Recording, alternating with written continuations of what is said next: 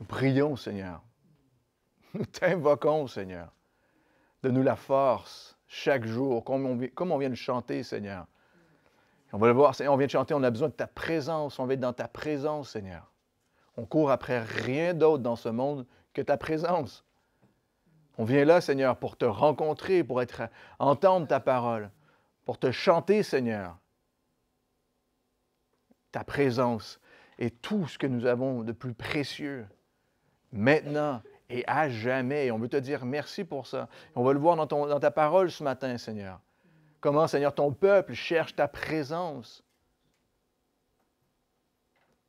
Par ta grâce, tu nous permets de te rencontrer. Et on te prie ce matin encore que l'on puisse te rencontrer, Jésus, en ton nom. Amen. 1 Roi, chapitre 6. 1 Roi, chapitre 6. On avance ensemble dans le texte où on a vu la préparation pour le temple, pour la construction du temple avec le roi Salomon. On aura envie de croire que c'est son plus grand projet. Mais on va voir dans notre prochaine étude qu'il a mis le double du temps pour construire sa maison que pour construire le temple. C'est le projet le plus important de Salomon. Hein? Il y met sa foi, son cœur, tout comme son père David avait à cœur de construire une maison pour l'Éternel. Et on le sait, ça vient de Dieu, c'est de Dieu, c'est un temps béni. Et on voit que David a préparé tous les matériaux pour construire le temple. Salomon, maintenant, a les plans, il sait comment construire le temple. Et on connaît Salomon, évidemment, il fonce. Là. Salomon, il n'attend pas, rien ne le retient. Non seulement ça, il a la sagesse de Dieu pour accomplir le plan de Dieu.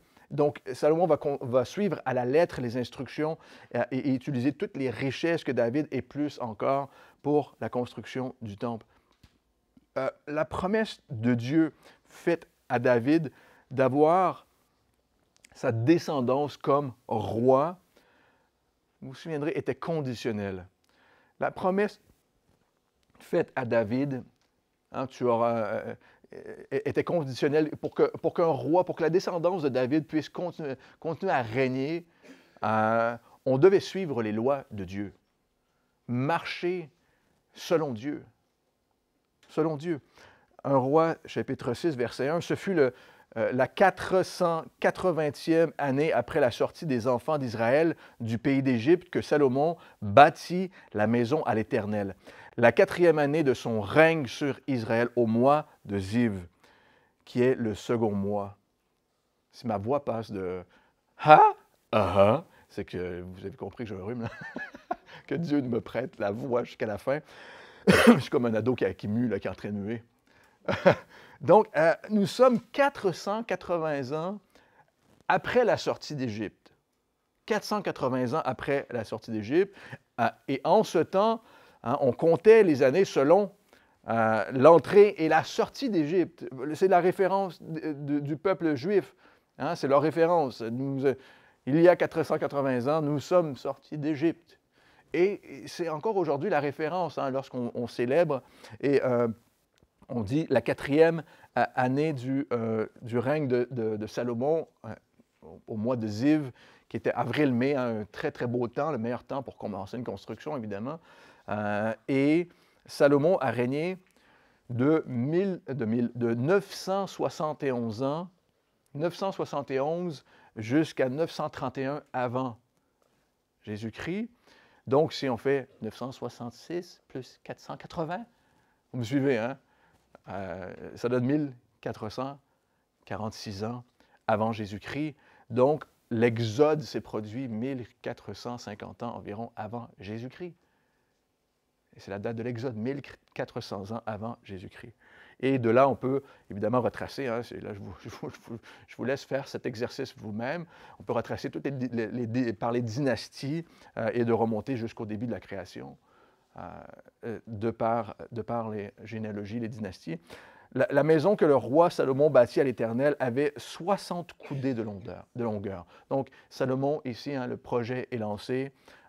Il a tous les matériaux, les ouvriers. Et au verset 2, la maison que le roi Salomon bâtit à l'Éternel avait 60 coudées de longueur, environ 30 mètres. Écoutez ceci.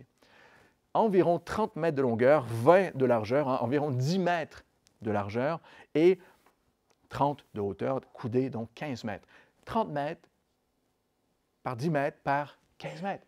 Vous savez, c'est pas immense comme bâtiment. En fait, c'est la grandeur d'un terrain de tennis. C'est environ 300 mètres carrés. C'est pas énorme comme bâtiment, comme emplacement, mais ce n'était pas conçu comme un endroit pour recevoir hein, le bâtiment lui-même, le temple, et ce n'était pas construit pour recevoir toutes les foules. Mais le clin d'œil, moi, je trouve aujourd'hui, c'est que c'est probablement la grandeur parfaite pour une église aujourd'hui, 300 mètres carrés. Hein? C'est la taille parfaite probablement pour la majorité des églises sur cette planète, 300 mètres carrés. Et c'était assez, et c'est la grandeur des plans du temple que Dieu a donné pour la construction. Le temple, c'était plutôt pour que le prêtre s'y rende, hein? Et la congrégation, on le sait, se rencontrait à l'extérieur, dans les parvis extérieurs du temple. Et un commentaire dit « La grandeur de ce bâtiment, de cette maison, sa beauté, sa puissance n'était pas dans sa dimension ou mesurée selon combien de personnes pouvaient y assister ou combien de personnes on pouvait y mettre à l'intérieur. Sa grandeur résidait dans la précision de ce qu'on y retrouvait. Dans la précision, dans l'attention, dans la justesse hein, de l'ordre qui était suivi selon Dieu. Et la beauté et la grandeur de cette maison étaient reconnues à cela. Pas au nombre de personnes qui y étaient. Les choses étaient faites selon les prescriptions de Dieu. Et c'est ce qui était important. De la manière dont le Seigneur a dit de les faire. Et c'est ce qui donnait la valeur, l'importance à la maison de Dieu. Et encore aujourd'hui. Tournez avec moi dans 1 Chroniques, chapitre 28. 1 Chroniques, chapitre 28.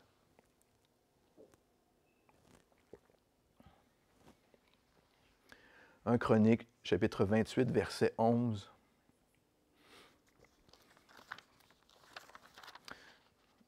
1 Chroniques est tout de suite après 2 Rois.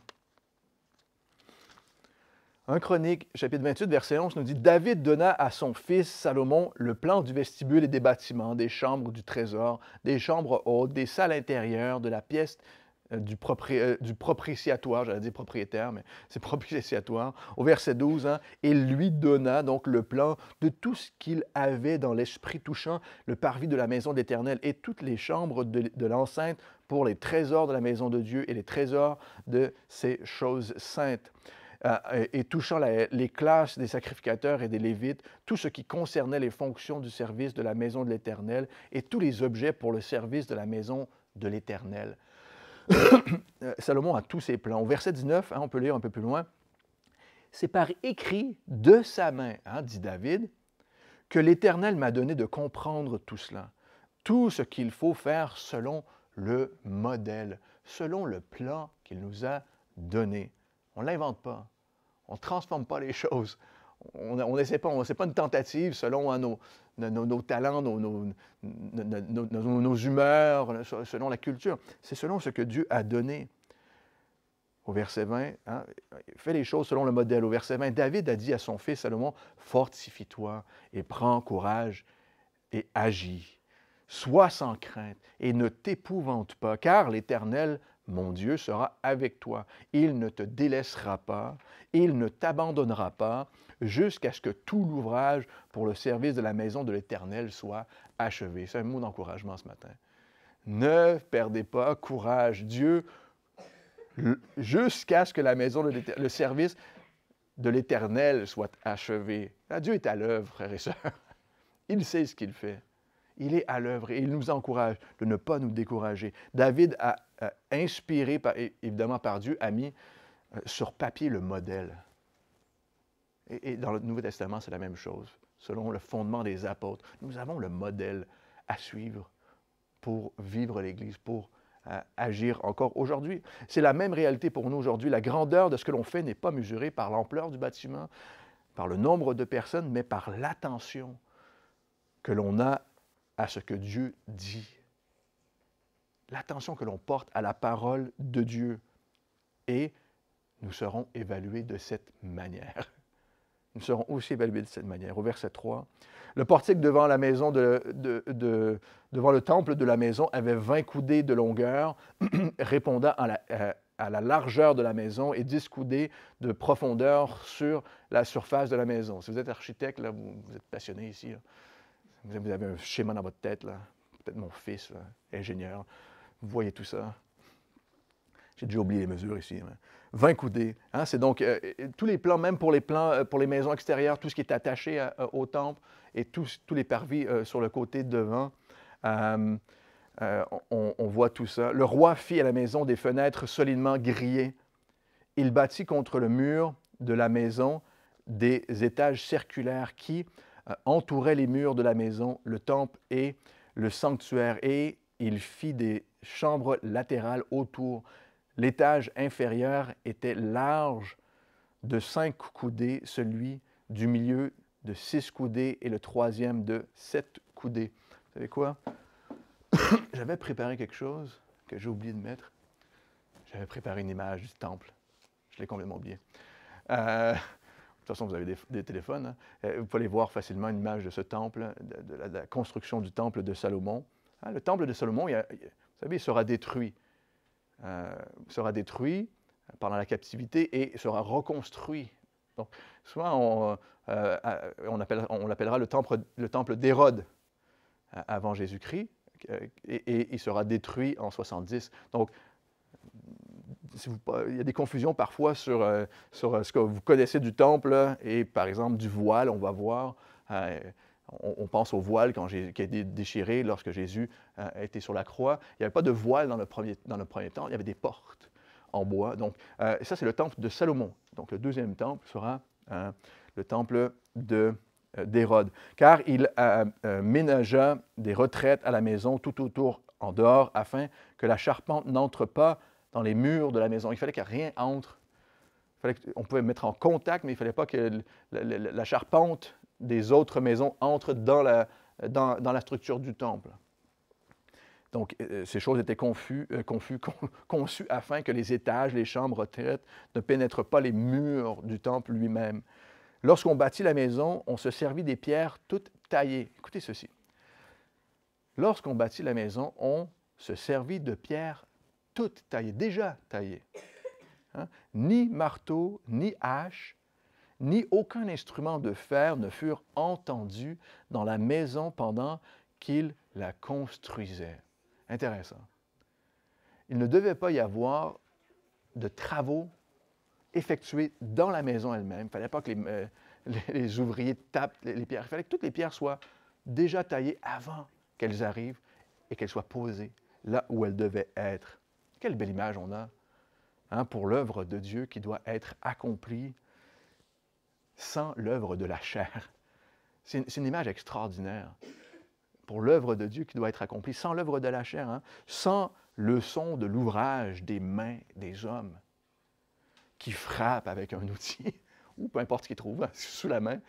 C'est une image extraordinaire, qu'il n'y ait pas de fer utilisé pour façonner les pierres qui constituent l'édifice. Ça représentait le travail, un ouvrage qui ne devait pas être accompli à la sueur du front de l'homme, par sa propre force. Vous savez, c'est par grâce, c'est réellement par grâce, par son amour que Dieu nous attire à lui.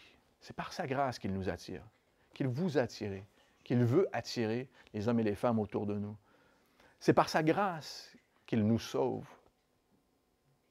Non seulement il nous attire, c'est ce qui est attirant, c'est l'amour de Dieu.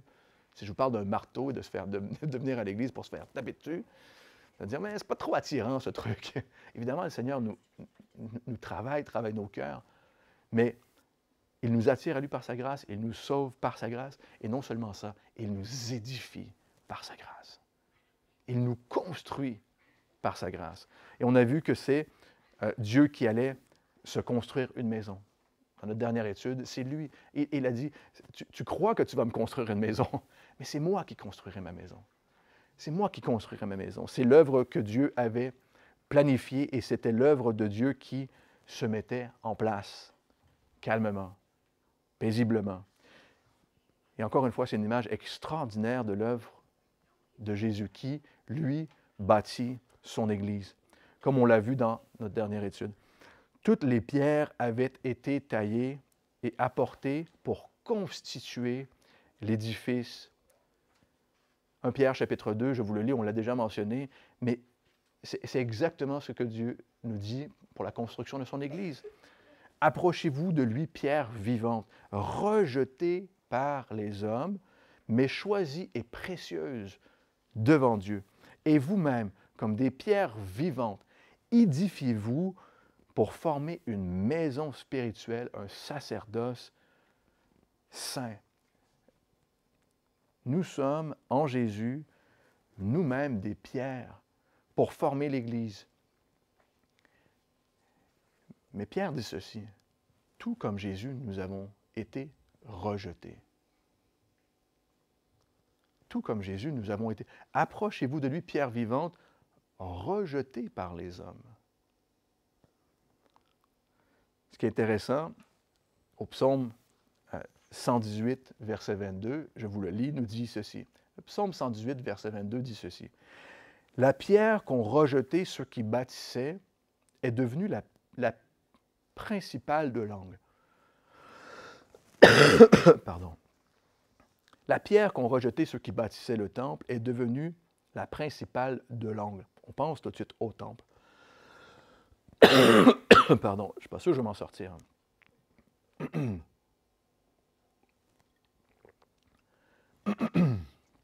Au verset 23, psaume 118, verset 23, « C'est de l'Éternel que cela est venu.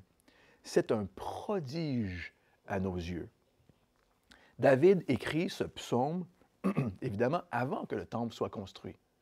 Il parle d'une pierre qui a été rejetée. Il aurait pu référer à lui-même lorsqu'il a été appelé comme roi, choisi par Dieu pour devenir roi, mais nous savons, on l'a rejeté. Mais c'est en tous les cas, nous savons, le psaume 118, un psaume prophétique, une prophétie messianique au sujet de Jésus. David parle du Messie qui sera rejeté, qui est lui la pierre de l'angle sur laquelle tout est fondé. 1 Pierre chapitre 2 verset 6, écoutez ceci, « Car il est dit dans l'Écriture, le même texte, « Voici, je mets en Sion une pierre angulaire, choisie et précieuse, et celui qui croit en elle ne sera point confus. » Si vous mettez votre foi en Jésus, vous ne serez point confus. L'honneur est donc pour vous qui croyez. Mais pour les incrédules, la pierre qu'ont rejetée ceux qui bâtissaient est devenue la pierre principale de l'angle. On parle encore de bâtisseurs qui ont rejeté la première pierre. Il y a une tradition juive qui dit qu'au moment où les pierres ont été apportées pour édifier le temple, à ce moment-là, dans cette tradition juive, la première pierre qui est arrivée sur place ne s'insérait nulle part. Ils ne comprenaient pas, mais il semblerait que cette pierre n'avait pas soit la bonne taille, la bonne grandeur, mais elle ne s'insérait nulle part. Donc, elle a été gardée, mise de côté et gardée, et on s'est aperçu à la fin que c'était une pierre d'angle pour mettre sur le coin du temple, qui, elle, assurait la structure, le fondement de tout le temple, comme pierre d'angle, pour solidifier les autres pierres. Mais c'est Jésus, on se souvient, qui construit la maison, n'est-ce pas? C'est lui qui construit, qui bâtit sa maison.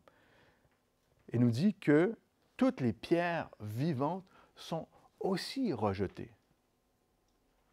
Que chaque personne, chaque homme et femme qui met sa foi en Christ sera rejeté par le monde, est rejeté aussi par les hommes, comme la pierre de l'angle est aussi rejetée. Vous savez pourquoi? Afin que ce ne soit pas par la main d'un homme, par la force des hommes, mais par la force de Dieu, par la main de Dieu, que nous soyons sauvés, que nous soyons édifiés. J'espère que ça fait du sens pour vous aujourd'hui. Pourquoi toutes les pierres sont rejetées? Afin que nous comprenions que c'est l'œuvre de Dieu et non l'œuvre d'un homme, d'une femme ou de plusieurs. Selon la Midrash, hein, dans la tradition juive, on a Midrash, on a la Mishnah, on a la Torah, le Talmud. Si vous vous demandiez si un de ceux-là n'était pas arabe ou quelque chose, la Midrash, c'est l'interprétation de la loi. Hein? La Midrash, c'est l'interprétation qu'on en a faite. Donc, c'est la loi de Dieu et c'est tous les textes où on donne une interprétation de ces lois-là. Donc, la Midrash dit que le fer est utile pour raccourcir les jours de l'homme, mais l'autel, hein, dans le temple de Dieu, a été créé afin de rallonger ses jours, afin de lui donner la vie. Donc, même dans la tradition juive, on savait que le fer, hein, c'était fait pour faire des outils ou pour faire des instruments qui allaient tuer quelqu'un.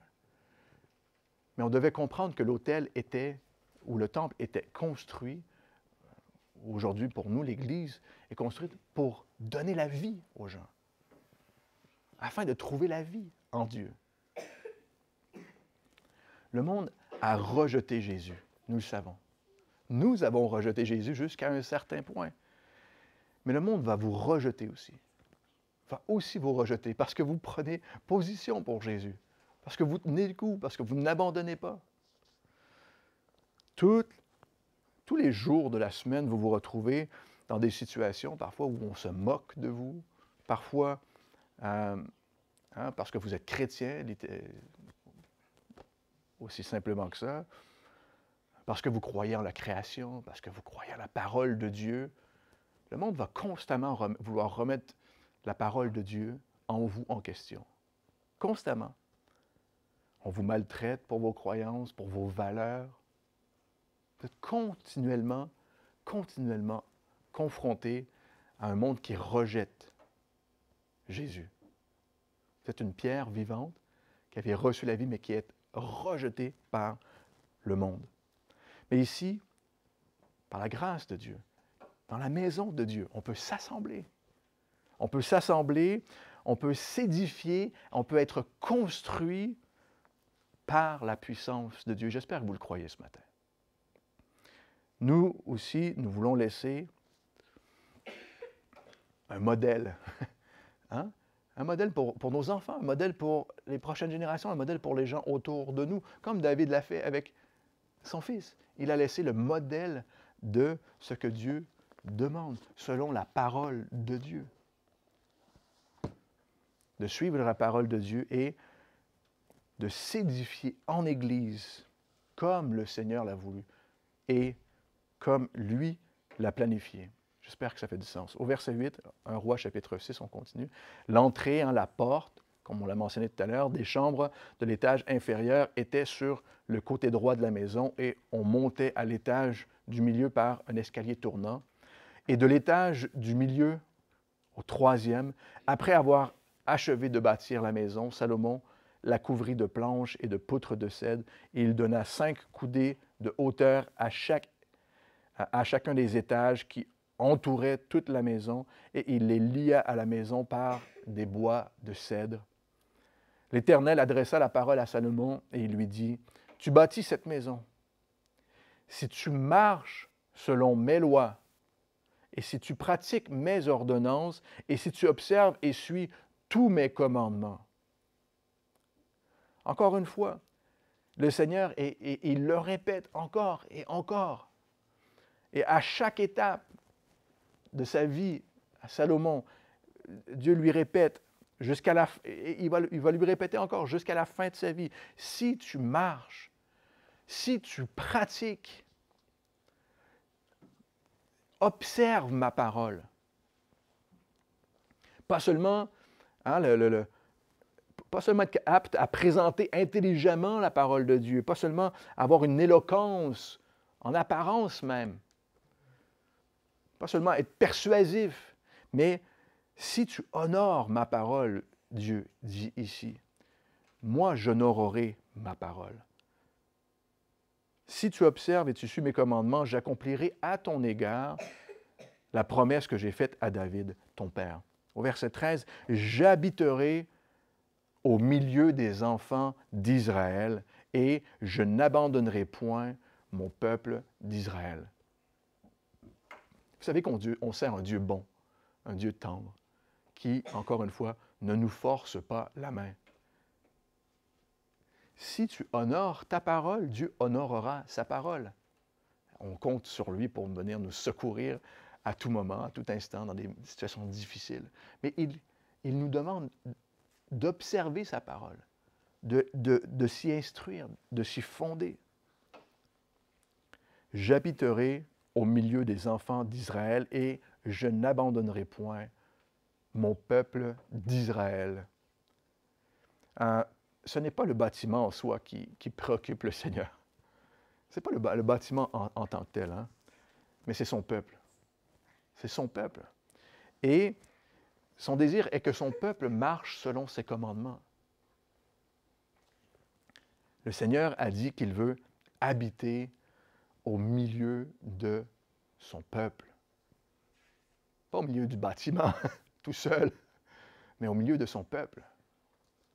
Le Seigneur a un plan, encore aujourd'hui, nous le savons, pour son peuple Israël, que lui, il va honorer. Je n'abandonnerai point mon peuple d'Israël. Et il se construit aujourd'hui, on le sait, une maison au milieu de toutes les nations. Dieu se construit une maison au milieu de toutes les nations, qu'il habite en esprit. On l'a vu dans notre dernière étude. 1 Corinthiens, chapitre 16, c'est le désir de Dieu d'habiter en toi, par son esprit. Éphésiens, chapitre 2, il s'est construit une maison spirituelle qu'il habite en esprit. Il ne dit pas que je vais habiter dans un temple, mais je vais habiter au milieu de mon peuple. On connaît ce passage, Matthieu chapitre 18, verset 20, où il est écrit « Car là où 2 ou 3 sont assemblés en mon nom, je suis au milieu d'eux. » Car là où 2 ou 3 sont assemblés en mon nom, c'est ça la maison de Dieu. C'est le désir de Dieu d'habiter au milieu de son peuple. Psaume chapitre 22 nous rappelle « Tu sièges au milieu des louanges d'Israël. » Seigneur, nous savons que lorsque ton peuple te loue, te proclame, et là pour toi, là, on est là pour Jésus. Tu habites au milieu des louanges de ton peuple. Un autre pasteur a dit, on doit réaliser que lorsqu'on vient à la maison de Dieu, on vient au Dieu de la maison. Lorsqu'on vient à la maison de Dieu, c'est que nous venons rencontrer le Dieu à qui appartient la maison. Ça fait du sens pour vous? On vient rencontrer Dieu. Verset 14. Après avoir achevé de bâtir la maison, Salomon en revêtit intérieurement les murs des planches de cèdre depuis le sol jusqu'au plafond. Il revêtit ainsi de bois l'intérieur et il couvrit le sol de la maison de planches de cyprès. Il revêtit de planches de cyprès les 20 coudées du fond de la maison depuis le sol jusqu'au haut des murs et il réserva cet espace pour en faire le sanctuaire, le lieu très saint. Le lieu très saint, le saint des saints, qui était cette petite partie, si je n'avais pas oublié mon image, vous le verriez. Une image vaut 1000 mots, et là, je dois utiliser 1000 mots au lieu d'utiliser l'image, mais c'était cette partie, ce lieu saint, petite partie au fond du temple, qu'on appelait le Saint des Saints, où c'était un cube de 10 mètres carrés, et c'était l'intérieur du lieu très saint qui était placé, là où était placée l'Arche de l'Alliance. On avait mis à l'intérieur du lieu très saint l'Arche de l'Alliance, qui représentait évidemment la présence de Dieu sur son trône. C'était la présence de Dieu. Et une fois par année, c'était le prêtre qui, vous savez, qui avait cette permission d'aller dans le Saint des Saints une fois par année pour asperger de sang un tout petit peu l'arche, le propitiatoire qui était le couvercle de l'Arche de l'Alliance, où 2 chérubins On va le voir dans un instant, 2 chérubins étaient placés et le prêtre aspergeait le propitiatoire, donc le couvercle de sang, pour demander le pardon des péchés. Une de mes histoires préférées, c'est encore selon la tradition juive, on attachait une corde, apparemment on attachait une corde à la cheville du prêtre pour, s'il devait mourir dans la présence de Dieu, on pouvait le ramener en dehors du Saint des Saints. Tout ça pour dire. Donc on peut voir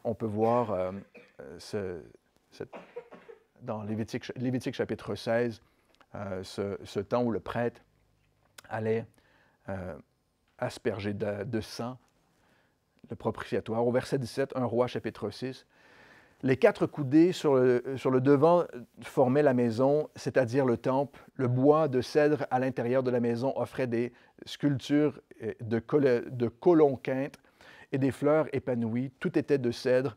On ne voyait aucune pierre. Salomon établit le sanctuaire à l'intérieur, au milieu de la maison, pour y placer l'arche de l'alliance de l'Éternel. Le sanctuaire avait 20 coudées de longueur, 20 coudées de largeur et 20 coudées de hauteur. Salomon le couvrit d'or pur. Et il fit devant le sanctuaire un autel de bois de cèdre et il le couvrit d'or.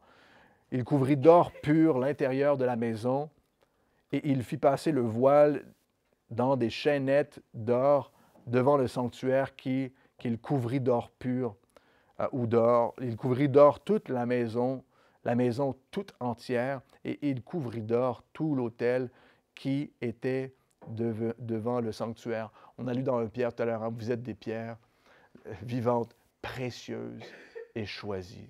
Ça, c'est le travail de Dieu de nous couvrir lui-même par sa grâce. C'est Jésus qui a aspergé son sang pour nous. Et de cette manière, c'est lui qui nous purifie, qui nous rend purs.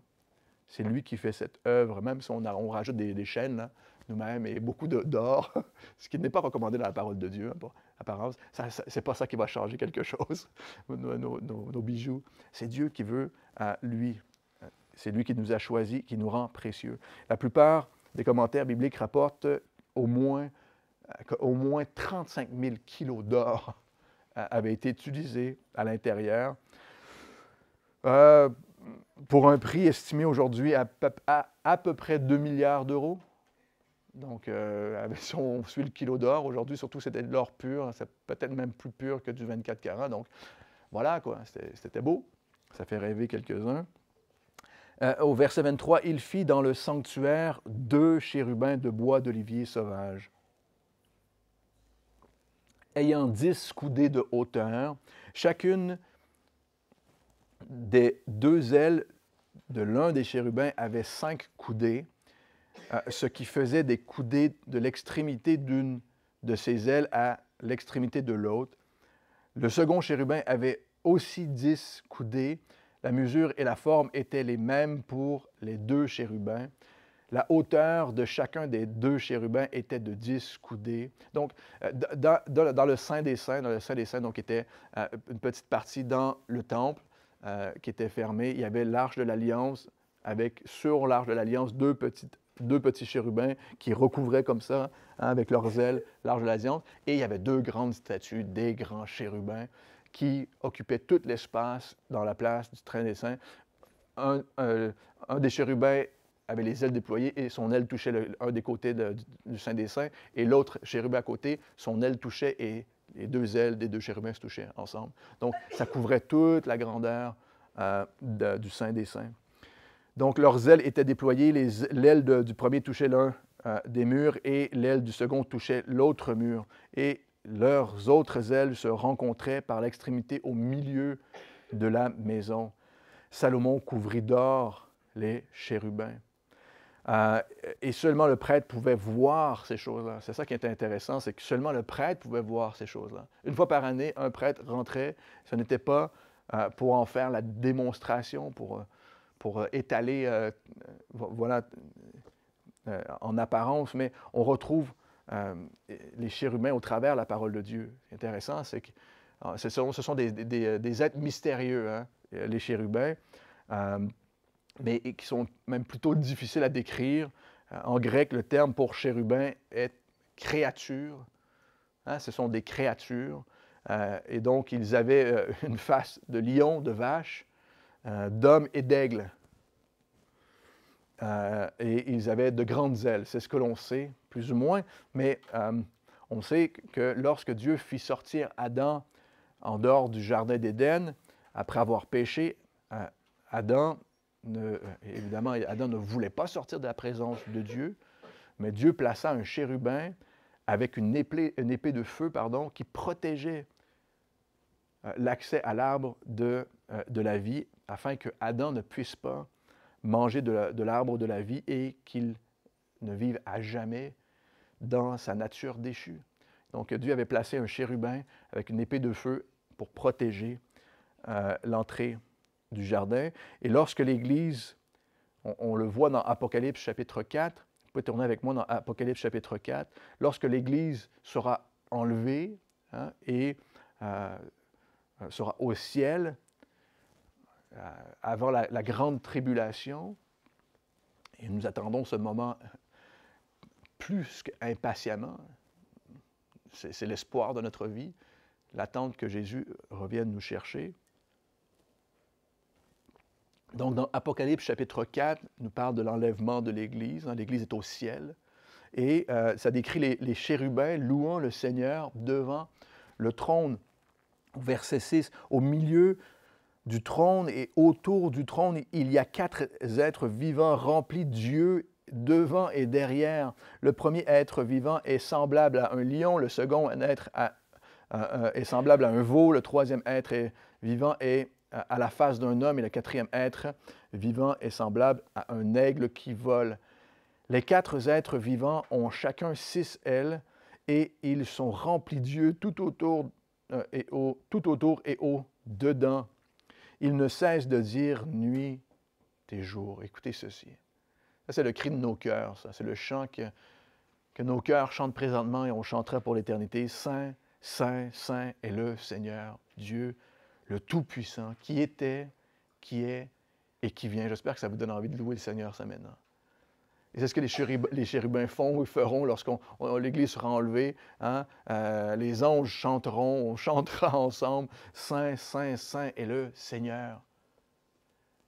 C'est le désir de nos cœurs d'être dans la présence de Dieu, de pouvoir le louer parfaitement, imaginez, avec une parfaite voix, comme moi ce matin. Vraiment d'être dans la présence de Dieu. Saint, Saint, Saint est le Seigneur. Donc, chaque année, lorsque le prêtre entre dans le Saint des Saints, pour Yom Kippour, devant l'Arche de l'Alliance, il asperge le sang sur le propitiatoire dans une salle où les murs et les plafonds sont couverts d'or pur. Imaginez ceci, et que les chérubins de 5 mètres de haut couvrent la salle entière avec leurs ailes qui se touchent entre elles et recouvrent l'Arche de l'Alliance qui rappelle la gloire de Dieu qui est assis sur son trône et que son règne, frères et sœurs, est à venir. C'est le sentiment que le prêtre a lorsqu'il va faire l'aspersion du sang, mais lorsqu'il voit ces choses, il sait que Dieu est assis sur son trône, qu'il règne, que son règne est à venir, que ta volonté soit faite sur la terre comme elle est déjà au ciel. Nous attendons ce règne et cette gloire par la foi. J'espère que c'est le désir de votre cœur ce matin. Au verset 29, et on termine bientôt, Salomon fit sculpter sur tout le pourtour des murs de la maison, à l'intérieur et à l'extérieur, des chérubins, des palmes et des fleurs épanouies. Il couvrit d'or le sol de la maison à l'intérieur et à l'extérieur, 35 000 kilos d'or. Il fit à l'entrée du sanctuaire une porte à 2 battants, des bois d'olivier sauvage. L'encadrement avec les poteaux équivalait à un cinquième du mur. Les 2 battants étaient en bois d'olivier sauvage, il me parle des portes, et il fit sculpter des chérubins, des palmes et des fleurs épanouies, et il les couvrit d'or. Il étendit aussi l'or sur les chérubins et sur les palmes. Il fit de même pour la porte du temple, des poteaux de bois d'olivier sauvage, ayant le quart de la dimension du mur et des 2 battants de bois de cyprès. Verset 34, chacun des battants était formé de 2 planches brisées. Il y fit sculpter des chérubins, des palmes et des fleurs épanouies, et il les couvrit d'or pur qu'il étendit sur la sculpture. On comprend que le but, c'est de répéter cette image de la gloire de Dieu, de la pureté en Dieu, de Dieu qui purifie, qui sanctifie, qu'il est glorieux, il est tout-puissant. Au verset 37, au verset 36, il bâtit le parvis de l'intérieur de 3 rangées de pierres de taille et d'une rangée de poutres de cèdre. La 4e année, au mois de Ziv, les fondements de la maison de l'Éternel furent posés. Et la 11e année, au mois de Bul, qui est le 8e mois, la maison fut achevée dans toutes ses parties et telle qu'elle devait être. Salomon la construisit dans l'espace de 7 années. Impossible aujourd'hui avec le budget et avec les restrictions des syndicats. Mais cette œuvre-là, hein, la parole nous dit qu'elle va se refaire, va se répéter une 3e fois. On attend par la grâce de Dieu, les temps de Dieu. Lui, il connaît les temps. Il nous parle et on le reverra dans les prochaines études aussi, mais on attend ce moment où le temple sera reconstruit. Aujourd'hui, depuis assez longtemps probablement, tous les éléments nécessaires à la reconstruction du temple est en place. Tous les outils, les pierres, les huiles, tout ce qui est nécessaire au temple est réuni à ce jour et on attend que les temps de Dieu pour voir sa reconstruction. En 7 ans de construction de temple, avec plus de 180 000 ouvriers, et évidemment sous la supervision de Dieu, Salomon a pu construire, selon le plan de Dieu, le temple. Et on termine avec ceci. Malgré tout, nous savons que le Seigneur n'habite pas une maison faite par la main des hommes. Ça donne envie, hein, d'avoir 300 mètres carrés avec recouvert en or, là, des chérubins à la place. Là. Ça donne envie. Notre chair, frères et sœurs, veut ces choses-là parfois. Veut construire des choses par sa propre force. Mais le Seigneur n'habite pas une maison faite par la main des hommes, on l'a vu dans nos études, mais il veut habiter dans nos cœurs. Il veut habiter dans nos cœurs, faite par ses mains à lui. Faite par ses mains. Et tout ce que nous avons à faire, c'est, la parole nous dit, de l'inviter. De l'inviter à prendre place.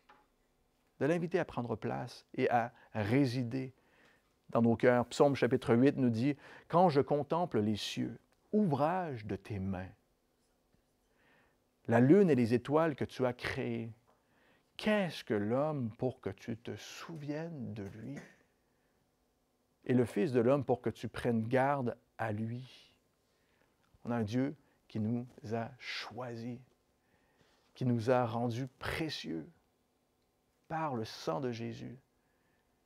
Il nous a rendus précieux. Il a fait de nous son temple, là où il veut habiter dans nos cœurs.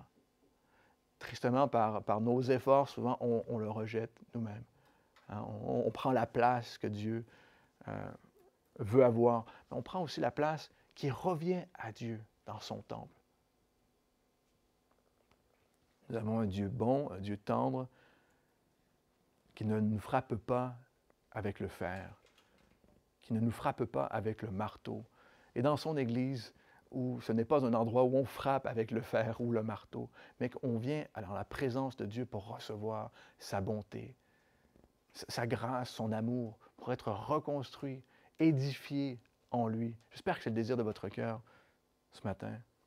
Et c'est par la grâce et seulement par sa grâce qu'il fait cette œuvre. Seigneur, merci pour ton amour dans nos vies. Merci pour ta parole, Seigneur, qui nous édifie. C'est elle maintenant qui nous édifie. C'est elle qui nous rappelle ton œuvre, comment toi tu œuvres. Et on veut, Seigneur, agir comme toi, agir selon toi, selon ta parole et selon l'œuvre que tu as dans nos vies, Seigneur, par ton Esprit Saint. Et je te prie pour mes frères et sœurs, Seigneur, que l'on puisse te ressembler davantage. Nous te donnons notre vie maintenant. Mon cœur t'appartient. Et on te prie, Seigneur, prends la place qui te revient aujourd'hui, en ton nom, Jésus. Amen.